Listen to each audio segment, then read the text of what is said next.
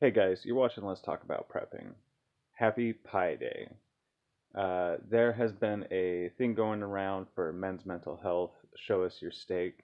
And I don't cook a lot of steak, but I do cook a lot of pizza. So for Pi Day, we're going to do show us your pie. And I'm going to talk to you guys about men's mental health. Now, people have been having this go around talking about men's mental health because it is something that gets neglected. A lot of guys don't talk about their feelings and their internal problems. And this is because of that cliche manliness. We all know that guys don't talk about their feelings. But talking about your feelings is something that can be very helpful in getting past some of the stuff that sticks on your mind for long periods of time. There's nothing weak about having things that bother you or stick around with you even for years at a time. In fact, to me, the weakness is when you let that fester and let it affect the way that you interact with people, the way that you do things, the way that you feel about yourself. So I think that it's very important to have a very clear internal relationship with your feelings, with your past, and with the problems that you have with your past, and be able to talk about those things with somebody. If you don't have somebody that you can talk with those things about, there are a lot of resources for that. You can even just go online, as cheesy as that may sound. There are forums and YouTube communities for the things, for people who can relate to the things that you deal with. Whatever it is in your past or whatever it is that you feel, there are other people who feel that way and who can talk to you in a comfortable way about those things.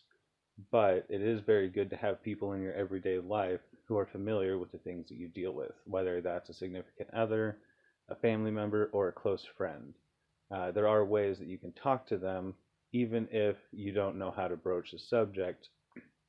If you think long enough about it, there is some way that you can bring it up.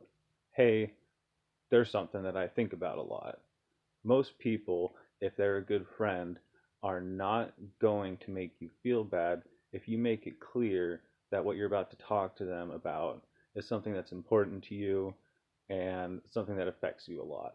If they are somebody who's going to try to shy away from that conversation or make you feel worse, that's a pretty good indication that that person isn't trustworthy and isn't a good friend. And it's a good time to start moving away from that person.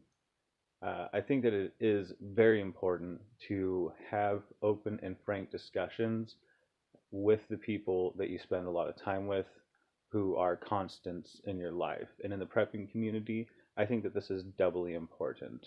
Whenever we're talking about people in our groups who we want to be able to trust, that includes being able to trust those people with the things that you feel, with your internal problems. There's a thing called emotional intelligence. And I think that it's a skill that everybody should try to hone.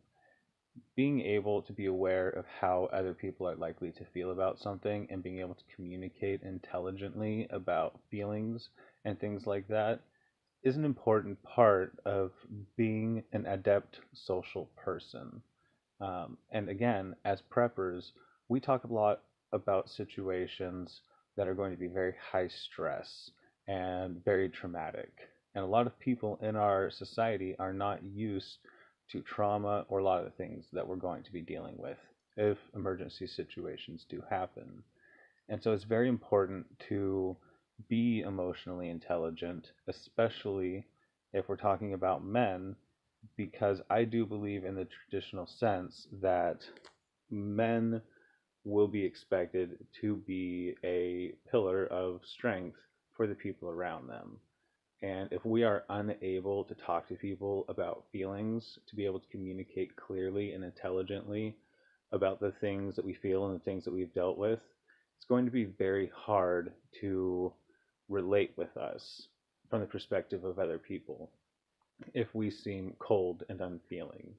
Some of the best leaders, whether you're talking about from a military or historical civil perspective, have been people who are able to go among the people that they lead and hug them and talk to them about their woes. So I do believe that even just from an emergency preparedness perspective, as preppers, us men can tend to be pretty stoic and pretty gnarly because there are a lot of veterans. It's a pretty dog eat dog world when it comes to the judgmental nature of preppers. It's a very real thing. We do tend to question each other's knowledge quite a bit. And I think that that's great whenever it comes to honing effectiveness in the prepping community, but at the same time, it does tend to lead towards standoffishness.